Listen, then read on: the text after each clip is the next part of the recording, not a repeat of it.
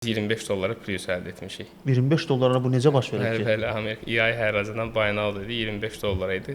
Avtomobilin katalizatoru yox idi, amma heç bir vuruğu da yox idi. Çox maraqlı bir nüansı, yürüşü çox idi, artıq 250 min mile civarı idi, 400 min kilometr. $25 almışdıq bunu. Ya burada da yarışan yox idi. Yox, hər dəfə məndə bu sual. Yox, bayanalı idi avtomobil, indial idi. İndial idi. Bəli, heç hərraca çıxmamışdı. Ha, tamam. Hə, o anında bir dənə belə mesaj kimi gəlir ki, indial elə birbaşa alırsan. Bildirim gəlir ki, oradan bəli, bu kim ordadırsa onu alır da yəni. Bəli. İstənilən Amerikanka avtomobil Koreykadan, Avropaykadan və digər regionlar üçün istehsal olunmuş avtomobilin üstündür. Bunu deyib tam olaraq da arxasına dayanıb izahatını da verirəm.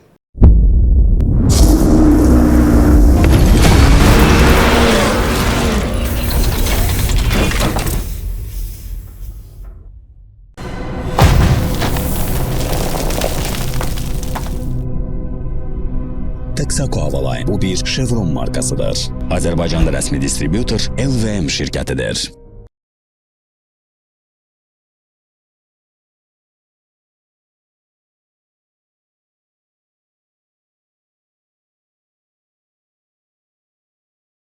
Dəyərli izləyicilərimiz, Avto Təmir live efirini izləyirsiniz hal-hazırda və bugün Avto İmport Bakının rəhbəri Ramin dostumuz buradadır. Xaricdən avtomobillərin daşınması işi ilə bağlı danışacağıq. Kimsə bəlkə də avtomobil xaricdən sifariş vermək istəyir. Bunun üzərinə orada müəyyən nüanslar var, elə nöqtələr var ki, onları bilmək lazımdır. Hansı avtomobilləri sifariş vermək daha çox sərf eləyir. Bu mövzuda bizə köməklik edəcək Ramin bəy. Ramin, xoş gəlmisiniz. Salam, hər vaxtınız xeyir, dəyərli izləyicilər. Hər birinizi salamlayırıq. Dəvətiniz üçün təşəkkür edirik Elnur bəy. Xoşdur. Ümumiyyətlə bu avtomobil idxalı prosesi bir neçə mərhələdən ibarətdir.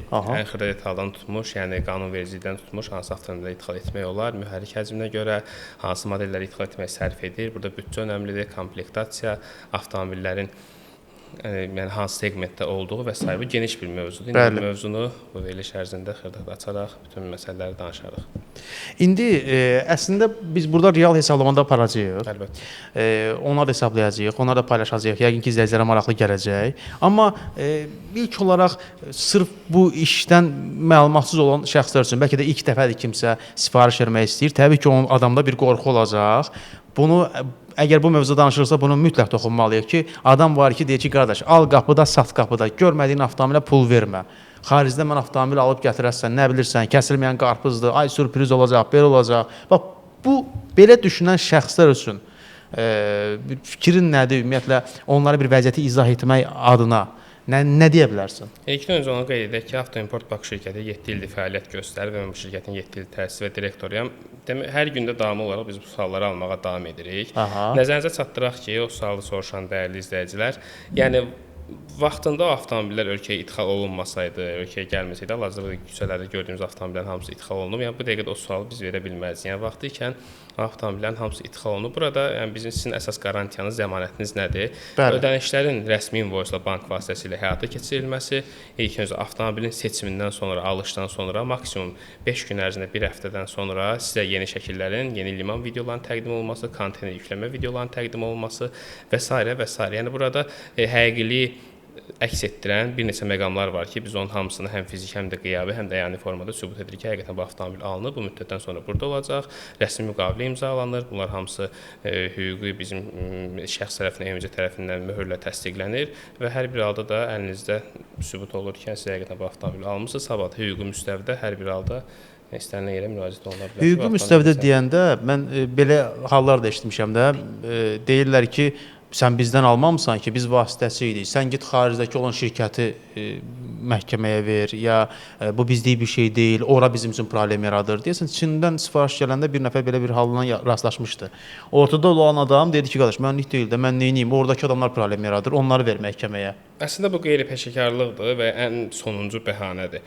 Əgər yəni bir insan sənə güvənib, sənin yanına gəlibsə, heç kimi tanımırsa, işin arxa mərhələsində, arxa səhnəsində olan bütün işlər biz cavabdehik. Yəni həmin şəxs şəxs cavabdehdir. Yəni müştəri hardan bilsin ki, arxa səhnədə kim var, daşıyıcı kimdir, yükləyən kimdir, liman işçisi kimdir və s. Ona görə də hər bir halda Avto İmport Bakı olaraq biz bunların hamısına A'dan Z-yə qədər zəmanət veririk ki, siz avtomobili istənilən vəziyyətdə təhvil alacaqsınız. Təbii ki, problemlər olur. Bu problemləri də aradan qaldırmaq üçün biz buradayıq. Və bir də məqam nəzərinizə çatdırım ki, işlədiyimiz, fəaliyyət göstərdiyimiz və 2000 avtomobili hansı ki biz idxal etmişik, rəsmi və yaxud da qeyri-rəsmi heç bir şikayət olmayıb bizdən. Çünki yəni müştəriləri məmnun etmək üçün hər zaman 7/24 operativ şəkildə çalışaraq Biz bunların hamısını həll etmişik. Yəni 7 il ərzində 2000 avtomobilə, yoxsa belə bildim, belə anladım. Təqribi olaraq təqribi 2000 avtomobil. Yəni ortalama 1 ilə təqribi olaraq 300 avtomobil düşür, günə bir avtomobil. Yaxşı, daşınmada olan kiçik zədələr onlar necə qarşılanır? Təbii ki, ya daşınmada zədələnmə ehtimalı avtomobillərin hardan baxsaq 20-də 1 ehtimaldır. Yəni hər 20 avtomobildən biri kiçik zədələr alır. Amma bu da bizim tərəfimizdən tam kompensasiya ödənilir və yaxud da müştəri kompensasiya ilə razılaşmadığı təqdirdə tərəfimizdən təmin olunaraq sahibinə tam təhvil verilir. Yəni bununla bağlı hələ ki biz ciddi bir problem, sorun, şikayət yaşamamışıq. Əslində axtarış eləsək biz xaricdən bir avtomobil sifariş vermək istəyiriksə, siz həm Amerikadan, həm də Koreyadan avtomobil çatdırırsınız da. Bəli, əlavə olaraq da Avropadan, Çindən. Aha. Bəli, dünyanın ixal oluna bilən bütün ölkələrdən biz avtomobil. Hardan avtomobil gətirmək mümkündürsə hamısını eləyirik. Amma axtarış eləsək bir çox şirkətlər qarşımıza çıxacaq. Bəli. Bəhbəhlə müştərilərini çağıranlar, səsləyənlər var. Çəkiliş edirlər, reklama da qoyurlar. Sosial şəbəkə əslində bu imkanı bizə yaradır da. Bəli. Biz bir maraqlı video hazırlaya bilərik, çəkiliş eləyə bilərik, onu qəşəng montaj eləyə bilərik, üstündə bəzəyərik və deyərik ki, gəlin biz sizə Amerikadan avtomobil çatdıraq. İndi əgər bir şəxs təbii ki, avtomobil sifariş vermək istəyirsə nə edir? Bir tanışından soruşur, dostundan soruşur, onların vasitəsilə gəlib sizi tapır və yaxud da elə videonu izləyir gəlir, çıxır həmin məntəqəyə ki, sizin danışığınız mənim xoşuma gəldim. Amma sosial şəbəkədə paylaşılan hər videoda inanmaq olmaz da.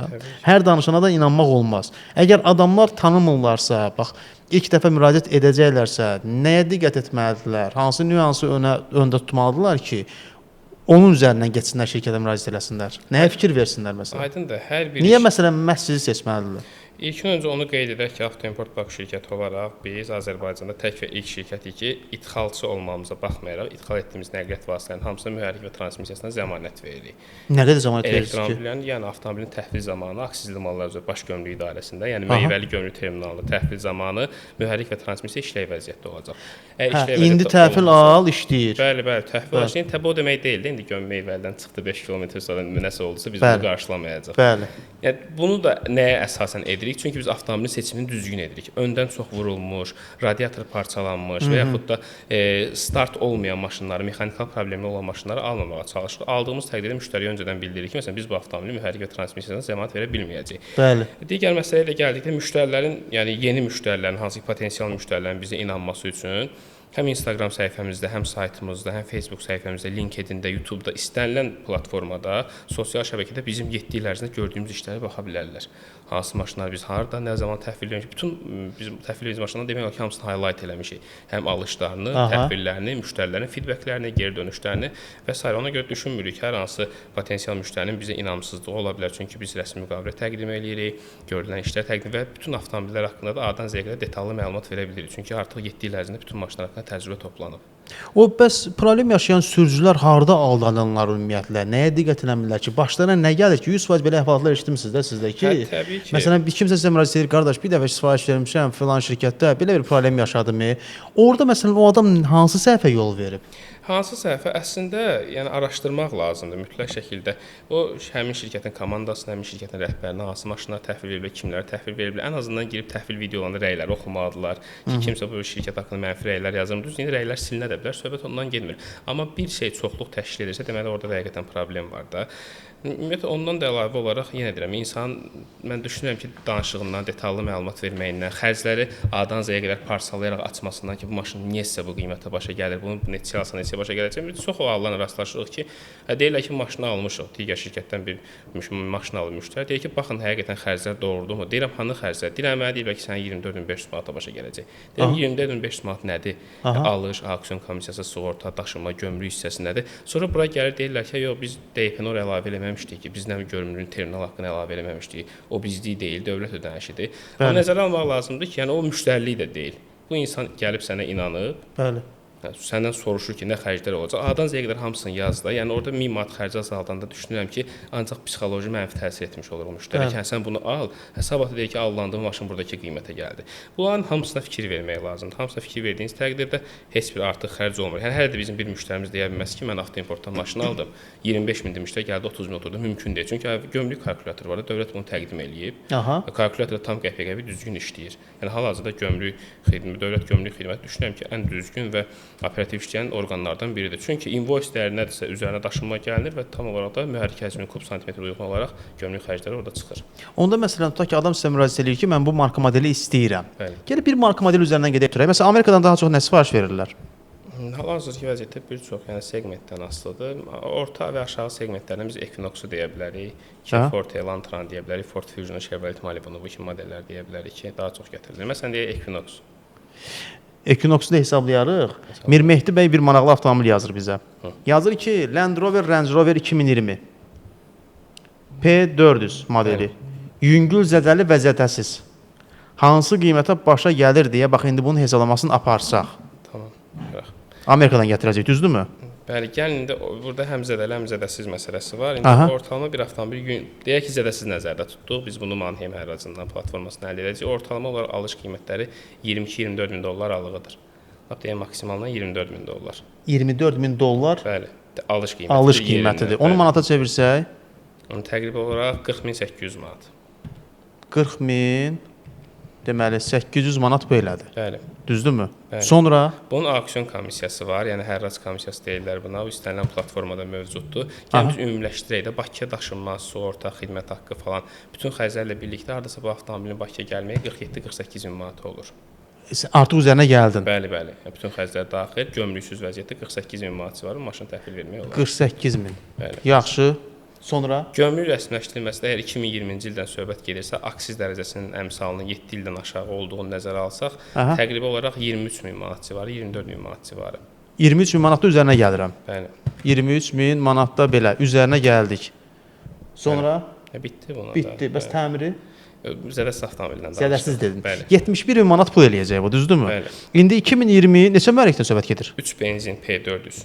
3 benzindən söhbət gedir. Bax indi mən də hal-hazırda real saytımızda deyəndə, yəni hər kəs daxil olur bir saytdan baxırdı, onsa Turbaz saytından. Bəli. Burada deməli 2023 mühərrik 112 min kilometr yürüşlə 124 min 100 manatı da var. 98 min 260 manatı da var. Sadəcə qiymətlər arasında belə böyük fərqin olmağı yəqin ki, komplektasiyaya görə dəyişir. Komplektasiya, avtomobilin tarixçəsi, yəni boyasının olub-olmaması Range Roverlərdə çox önəmlidir. Bizim dildə desək, best kraska daha çox önəmlidir. Aha. Və yürüş məsələsi. İndi ən ucuz mən Range Rover 2023 mühərrik 141 min kilometr yürüşdə 90.900 manata görürəm. Bəli, bəli. Dediyin qiymət 71 mindir. Bəli. Arada bir hardasa bir 20 min fərq var. Bəli, bəli. İdxalın yəni əsas məqsədi də səbəbi də budur ki, yəni böyük bir büdcədə, ortalama 40 min, 50 min dollar büdcədə bir avtomobil 10 min dollar daha aşağı qiymətə ixal edək. 10 min dollar fərq var. Qardaş, biz burada hava yeri oturmuşuq. Biz niyə avtomobil alıb satmırıq ki? Mən də deyirəm, mənim dostlarım niyə avtomobil alıb-satması ilə məşğuldur? Demək olar ki, indi hamı avtomobil alıb-satması ilə məşğuldur. İkinci iş kimi hamı bu işi görür. Bu qədər ki, mən biraz fikirləşdim biraz bunların hamısını. Dəstək olarıq sizə. Dəstək. Avtomobil gətirib satmaq daha yaxşıdır.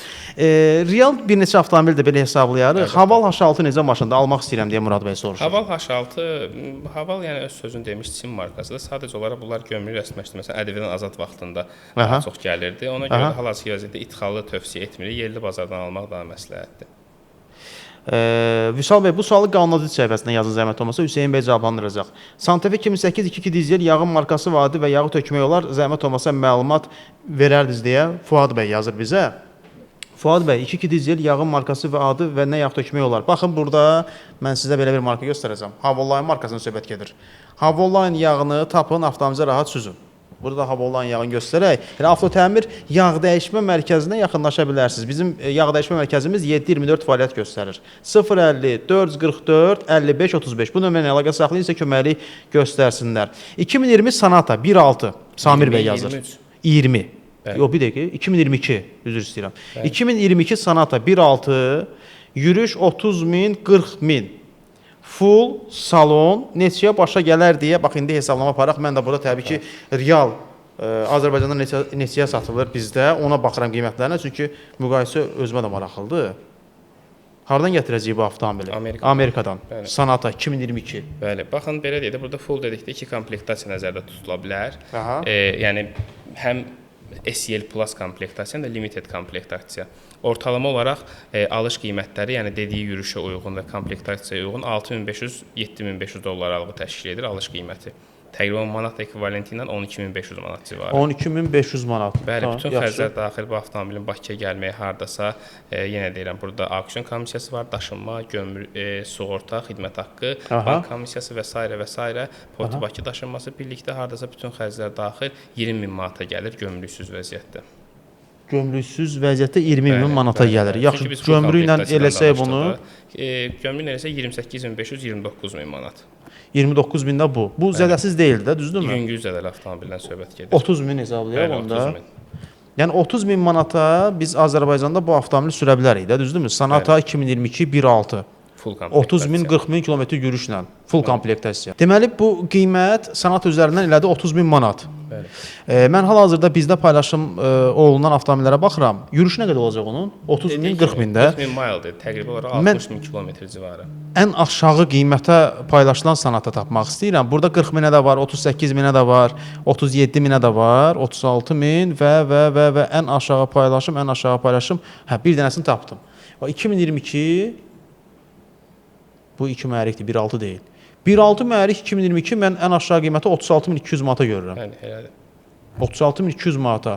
Yəni arada 5-6 min manat fərqi var. Ona görə də xaricdən yəni avtomobil sifariş verməyin üstün tərəfi artıq pulumuz cibimizdə qalır da, belə deyək də, düzdürmü? Həm də ki, istəyə uyğun tam düzgün avtomobil seçirik də. Yəni bəzən burada Amerikada bazar daha genişdir, daha zəngindir. Yəni biz istədiyimiz maşını Amerikadan daha rahatlıqla tapa bilərik, nəinki Azərbaycandan. Azərbaycan Sonata axtarsaq tam full komplektasiya, limited, məsələn, spesifik tələblərdən üst-üstə 5 dənə, 10 dənə ya maşın tapa bilərik, ya yox. Bu hər razılarda çox sayıdır axı, ən azı 5 dəfə daha çoxdur. Bəli. Oradan biz istədiyimiz komplektasiyanı rahat tapa bilirik. Bu da daha bir üstünlüyü. Yəni xaricdən avtomobil sifariş verməyin bir qiymət məsələsi, bir istədiyimiz avtomobili tapmaq məsələsidir ki, rahat tapa bilirik. Başqa nə üstünlüyü var? Başqa sonra tarixçə məsələsi.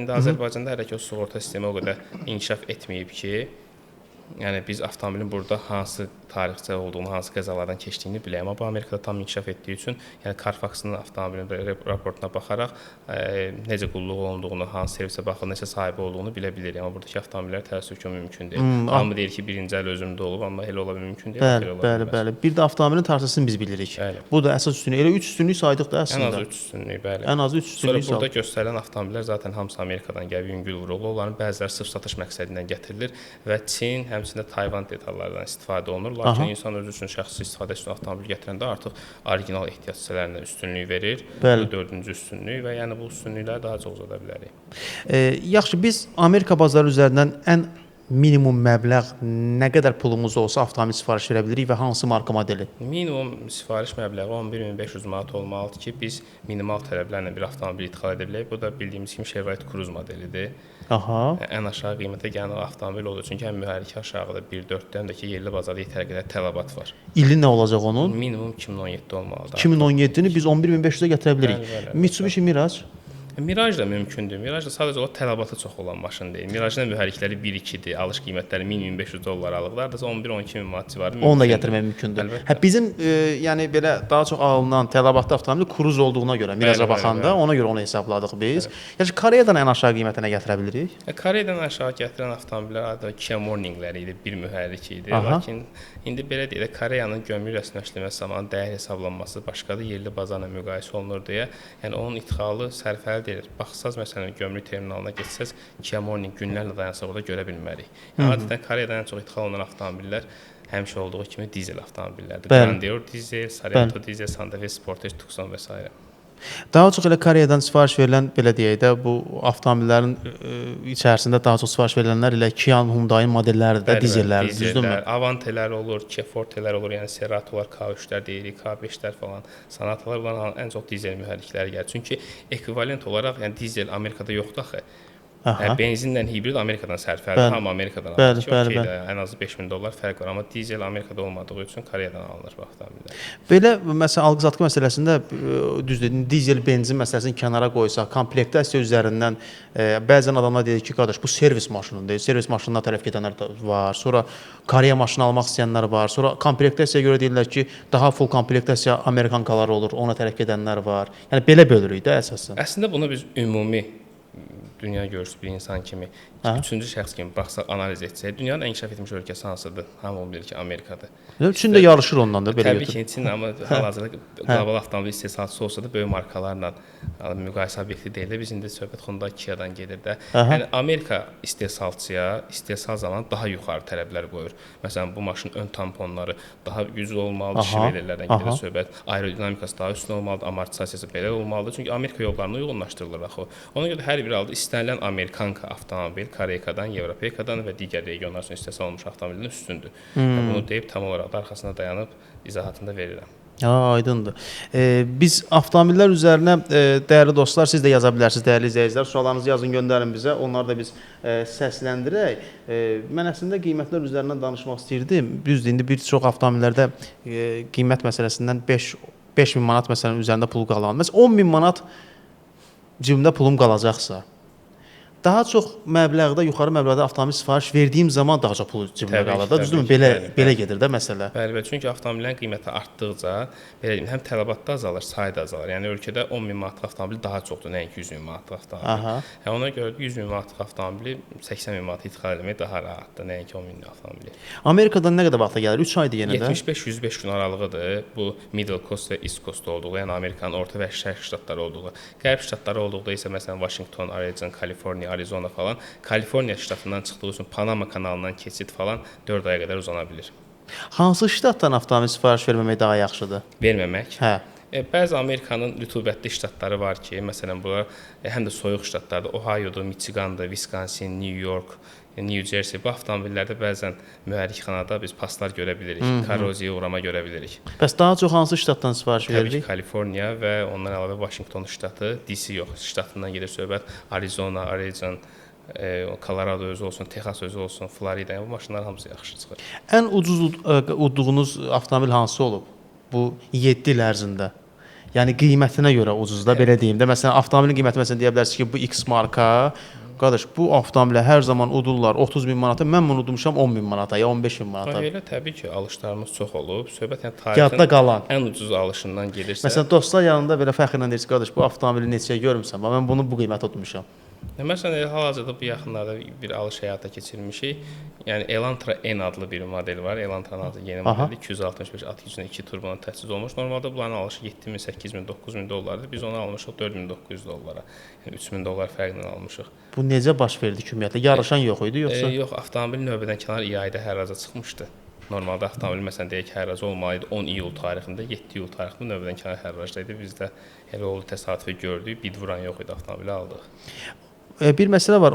Daim o sayt üzərində olmaq lazımdır. O auksionda olmaq lazımdır ki, onu görəsən də, düzdürmü? İzləmək. Yoxsa İsmail kimi gəlir ki, hə bu avtomobil indi çıxacaq yarışa, auksiona çıxacaq, belə bir şeylər olur. Yoxsa daim orada oturmaq lazımdır onun üçün. Əslində platformalara hər hansı bir bot qoşaraq yeniliklərdən xəbərdar olmaq mümkündür. Lakin yəni canlı baxış başqadır. Çünki gündə yüzlərlə, minlərlə avtomobil əlavə edilir. Biz bunların hamısına baxa bilməliyik. Kateqoriya olaraq bu avtomobil istehsalı 10 ildən aşağı olmalıdır. Mühərriki məsələn 3-ə qədər olmalıdır. 3 mühərrikdən çox olan yoxdur axı bizdə. Ona görə də insan faktoru burada daha önəmlidir düşünürəm. Ramin bəy, mən sizə real avtomobillər qiymətlərlə bağlı soruşmaq istəyirəm. Məsələn, Ford Fusion yerli bazarda 2 mühərrik, deməli, plug-in hibrid bu avtomobilin 2020-ci il qiyməti 28000 manatdır. Təqribi olaraq bəli. Təqribi. Yəni mən ən aşağı qiymətə baxıram da sayt üzərindən. Amerikadan onu neçəyə gətirəcəyik biz? Belə hesablayaq da ümumiyyətlə rəqəmləri də bilsinlər. Uduş qiymət neçədir? Ortalama olaraq 2800-4000 dollar aralığı, orta bir qiymət, statistik qiymət çıxarsa 3500 dollar.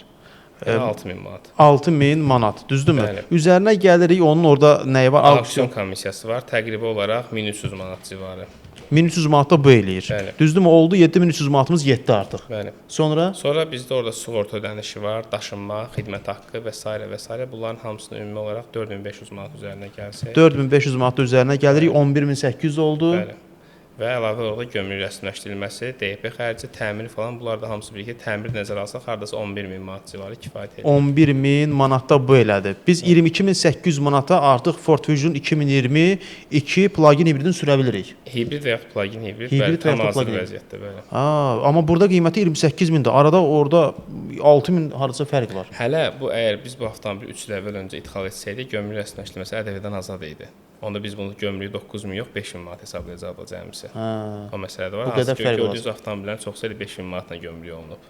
Yəni Ford Fusion almaq istəyən bir 6000 fərqlə bu avtomobili sürə bilər. İki mühərrikli.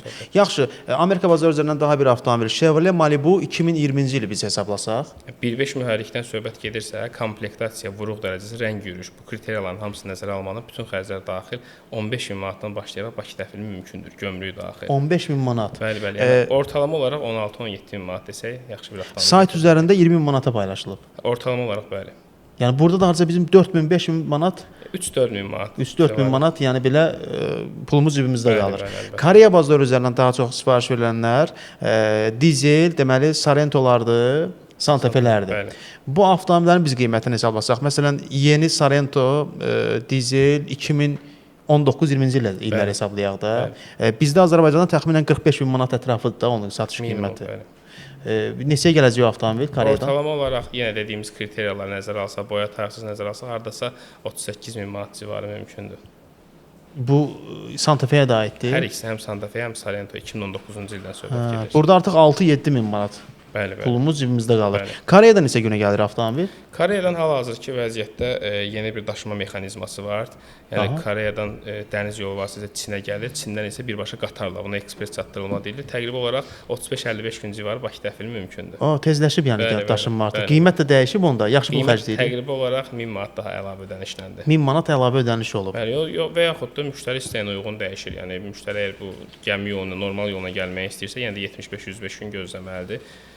O da 1000 manat az pul verəcəm mən orada. Bəli. Daşınma şirkətləri ilə mən bilirəm ki, yəni bir çox ümumiyyətlə sifarişlə çatdıran şirkətlər belə müqavilələri olur. Bəli. Sanki sürücünün önünə bir neçə belə deyək də seçim qoyurlar da. İstəyirsən bu şirkətlə gətirək. Qiyməti tutaq ki, deyirəm 800 manat. İstəyirsən bundan gətirək 1200 manat, istəyirsən bundan daşınma olsun 1500 manat.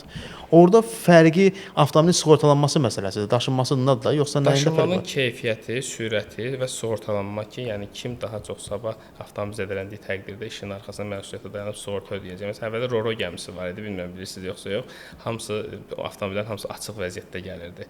Aha. Konteynersiz. Bəli. Düzülürdü avtomobillər gəminin üzərinə, açıq şəraitdə gəldi. Sonradan isə narazılıqlar falan çox oldu deyə avtomobillərin daşınması bağlı qutuda, yəni 40 futluq konteynerlərdə həyata keçirildi. Daha çox sürücülər hansını seçirlər belə götürəndə? Sürücülükdə onu biz seçirik əslində. Yəni biz daha çalışırıq ki, beynəlxalq tanınmış və sertifikatı olan daşıma şirkətlərindən istifadə. Bunlar da hamımızın bildiyi konteynerlərin üstünə yazır MSC-dir, Maersk-dir, Hapag-Lloyd, Turcon. Yəni şirkətlər çoxdur, Costco-dur və s. biz bunlarla fəaliyyət. İndi bir məsələ var. Orada avtomobillər sığortalanır. Allah eləməsin, birdən nə isə olsa gəmi batdı ya nəsə bir problem oldu. Bəlkə də izləyicilər arasında elə bir adam olacaq ki, deyəcək ki, qardaş, göydən üst daş düşsə biri gəlib düşəcək mənim başıma. O şanssız adamam mən. Mən avtomobil sifariş verirsəm, gəmi batacaq. Yəni belə düşünən adam varsa, daşınmada belə bir problem olsa, o məsələ necə sığortalanır? Bunlar hamısı ümumiyyətlə fövqəladə vəziyyətlər və yaxud da bu kimi ekstra hallar müqavilədə qeyd olunur. Biz təbii ki, yəni müştəriyə anında müqavilə müddətində qeyd olunur ki, 30 gün ərzində kompensasiya ödənilir və yaxud da avtomobilin tam ödənişi geri qaytarılır. Sonra isə artıq işin arxa səhnəsində biz daşınma şirkətindən sığorta hadisəsinin ödənişini ala biləcəyik, ala bilməyəcəyik. Bu artıq bizim öz məsələmizdir. Amma biz hər bir halda işimizin arxasında dayanırıq. 30 gün ərzində, yəni 1 ay ərzində adam istəyir ki, qardaş, mənim pulumun hamısını qaytar. Mümkündür. O qaytarılır yəni. Bank vasitəsilə, hansı ki bankla ölkədən ixrac etmişdi o ödənişi, həmin yolla da geri qaytarır. 7 il ərzində belə bir şey olub ümumiyyətlə? Yox, gəmi batması hadisəsi baş verməyib, konteyner aşması hadisəsi baş verib ki, hansı ki Gürcüstan Poti limanında, CT terminalında baş vermişdi. Konteyner krandan yerə düşmüşdü külək lava şəraitində. İçində olan avtomobillərin hamısı əzilmişdi və konteyner özü də yararsız vəziyyətdə düşmüşdü. Yəni biz heç belə deyim də özümüzdən ödəniş etmədik. Daşıma şirkəti anında olaraq ödənişi, avtomobilin ödənişi invoice uyğun olaraq hesabımıza yatırdı. Biz də müştərilərin kompensasiyasını ödədik. Və elə müştəri oldu, düzdür, dedi ki, mən 3 ayda pul yatırıram burada. Mən iş görə bilərdim, pul qazana bilərdim. Hamının düşüncəsi o yöndədir. Onu da yəni kompensasiyasını ödəmişik. Aydındır. Dəyərli izləyicilər, siz də suallarınızı yaza bilərsiniz. Bizə qeyd edim ki, Avtotəmir live efirini Havoline yağlarının baş sponsorluğu izləyirsiniz. Bir yağ dəyişmə ilə bağlı da əslində çox belə deyirik də biz. Xaricdən avtomobil sifariş verdiyiniz zaman avtomobil Azərbaycana gəlib çatdı. Artıq belə düşünməyin də. Mən gedim yağı yoxlatdırım, kimsə şupu çəksin, barmağına sürtsün, onu qoxlasın ki, ay bunu hələ də biraz da sürə bilərsən. Yəni buna ehtiyac yoxdur. Ən yaxşı yolu avtomobilin yağını dəyişin, ondan sonra özünüz hesab almağa başlayın. Ən gözəl. Amerikadan gələndə ümumiyyətlə orada belə hallar da baş verir ki, deyirik servis xidməti baha olduğuna görə bir çox sürücü öz evində, öz qaraj şəraitində qulluq eləyir. Bəzən heç yağ dəyişməyə o qədər önəmsəmirlər, önəm vermirlər. Yoxsa əksinə. Belə bir məlumatınız var onunla bağlı? Əslində elə bu avtomobillər tam olaraq zəmanətli olması üçün alışdan sonra servis, yəni rəsmi satış mərkəzi müştərinə müqavilə imzalayır və yaxud da rəsmi servislərlə müqavilə imzalarkən bu avtomobili burada baxış keçiriləcək. Düşünmürəm ki, yəni düşündüyümüz qədər çox bahadır. Yəni Azərbaycandan təbii ki, yəni Amerikada xərclər bahadır. Təqribi olaraq 150-200 dollar civarı istənilən, yəni lüks segment olmayan avtomobilin yağını dəyişmək mümkündür. Biz Carfax reportu açarkən oil and filter replace change sözünü tez-tez görürük. Yəni ki, yağ və filtrlər vaxtında dəyişdirilir və orada avtomobillərə düzgün desəm daha düzgün qulluq olunur. Hansı avtomobili sifariş vermək bu dəqiqə sərf eləmir? Var elə marka modellər. Bəli, istehsal ili 7 ili keçmiş, mühərriki 3-dən çox olanlar və yaxud mühərriki böyük olan avtomobillər, hansı ki, yerli bazara üzv avtomobillər dayanır və ən çox idxal olunan bəzi modellər ki var, yəni onların hərrazlardan baha qiyməti almağa dəymir. Məsələn, bir Chevrolet Cruze hardan baxsaq 2000 dollar almağa dəymirdi. Çünki gəlib 14 min manata çıxır, yerli bazarda o qiymətə var. Bəli. Onu öncədən müştəri ilə diskussiya eləyərək, müzakirə, konsaltinq eləyərək öncədən deyirik ki, bu avtomobili sifariş eləmək dəyər yoxsa yox. Bax elə o marka modelləri soruşmaq istəyirəm. Məsələn, biri Cruze, sonra hansı marka modeli sifariş vermək dəyməz? Sonra gəlin artıq Koreyadan Sportage və Tucson, həmçində 2017-ci illər Santa Fe və Sorento ixrac etmək sərfəli deyil, idxal etmək sərfəli deyil. Aha, yəni sizə belə sual veriləndə deyirsiniz ki, qardaş, onu daxili bazarda axtar. Bəli, əlbəttə çox zənglər gəlir ki, məsələn, Koreyadan 2017-2016 Sorento neçə gəlir, anında cavabımız olur ki, yerli bazara baxın. Yerli bazara. Əlbəttə. Aydındır. Başqa belə ağlına gələn marka modeli var, başqa Amerika bazarı üzərində? Yenə deyirəm, çoxdur. Sadəcə olaraq indi onları məsələn sorsaq, yenə deyə bayaq soruşmuşlar GL. GL markası artıq modeli artıq GLS-lə əvəz olunub. GLS idxal sərfəlidir, amma GL sərfəli deyil. Və ya da köhnə emellər heç biri sərfəli deyil. Əsas yəni mühərriki böyük olan, 7 il keçmiş heç bir avtomobil sərfəli deyil bir sözlə. Ümumiləşdirsək belə deyə bilərik. Ramin bəy, burada yazanlar var. Deməli Kia Forte, GT Line 2021 neçəyə gələr, hər şey daxil. Bax belə bir sual var. 2021, bəli. GT Line deyirsə söhbət 2 sadə Dodge mühərrikdən gedir. Burada vuruq dərəcəsi, rəng və yürüyüş önəmlidir. Bütün xərclər daxil hardasa 19 min manatdan başlayan qiymətlərinə Bakı təhvili mümkündür. Bakı təhvili bu zədəsi də düzəldilmiş hamısı, yoxsa? Yox, zədəsiz nədir? Zədəsiz deyil. Hə, 19 min manata. Əla, 19 min manata bax 2021 GT Line sürə bilərsiniz Kia Forte. Ən ucuz qiymətə tutduğumuz avtomobil hansı olub? Deməli bu 20 kuzov Priusların idxal dövründə biz 25 dollara Prius əldə etmişik. 25 dollara bu necə baş verir ki? Bəli, Amerika EI hərracından bayanalı idi, 25 dollar idi. Avtomobilin katalizatoru yox idi, amma heç bir vuruğu da yox idi. Çox maraqlı bir nüansı, yürüyüşü çox idi, artıq 250 min mile civarı idi, 400 min kilometr. 25 dollar almışdıq bunu. Yəni burada da yarışan yox idi. Yox, hər dəfə məndə bu sual. Yox, bayanalı idi avtomobil, indi al idi. İndi al idi. Bəli, heç hərraca çıxmamışdı. Ha, tamam. Hə, o anında bir dənə belə mesaj kimi gəlir ki, indi al, elə birbaşa alırsan. Bildirim gəlir ki, oradan bəli, bu kim ordadsa onu alır da, yəni. Bəli. Amma yenə də burdan yəni Priuslar maksimum 1000 manat, 1500 manat fərqlə gəlirdi. O vaxt hamı Prius daşıyırdı, ona görə taksi xidməti üçün istifadə edirdilər. 25 dollara. Hə. Bir dəfə bir şəxsi tanıyıram, o da Amerikadan avtomobil sifariş verir. Yeni il günü deyirdi ki, bayram günlərində mən daxil olub çox vaxt ucuz avtomobillər uduram.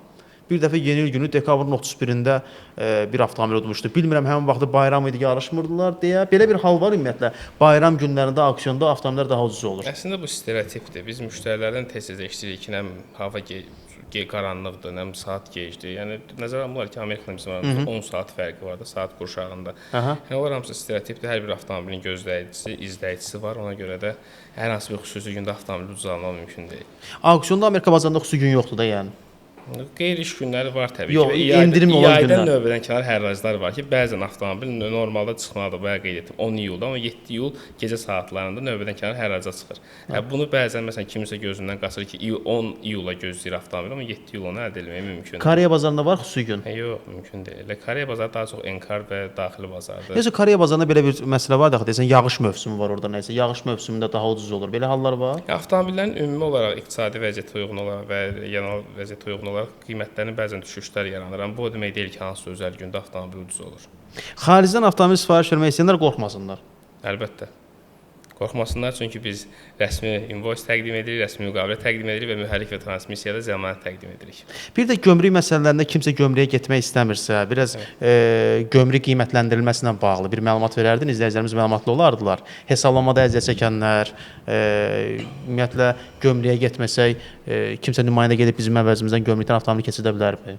Dövlət Gömrük Komitəsinin bütün vətəndaşlara təqdim etdiyi gömrük kalkulatoru adlı bir kalkulyator var, hesablanması var. Hesablanması var. Yəni biz burada istənilən avtomobilin alış qiymətinə, istehsal ilinə və mühərrikin həcminə uyğun olaraq A-dan Z-yə qədər qiymətləri öyrənə bilərik ki, bu avtomobilin gömrük rəsmiləşdirilməsi neçəyə başa gələcək. O da orada parçalanır. Aksiz vergisi, idxal gömrük rüsumu, ƏDV, elektron gömrük haqqı, utilizasiya haqqı və s. və s. Biz də öncədən rəsmi müqavilə şəkildə qeyd edirik. Qanunvericilikdə hər hansı bir dəyişiklik olmadığı təqdirdə sizə dediyimiz qiymətlə avtomobilin gömrük rəsmiləşdirilməsini həyata keçiririk. Bizim broker xidmətimizdə təbii ki mövcuddur.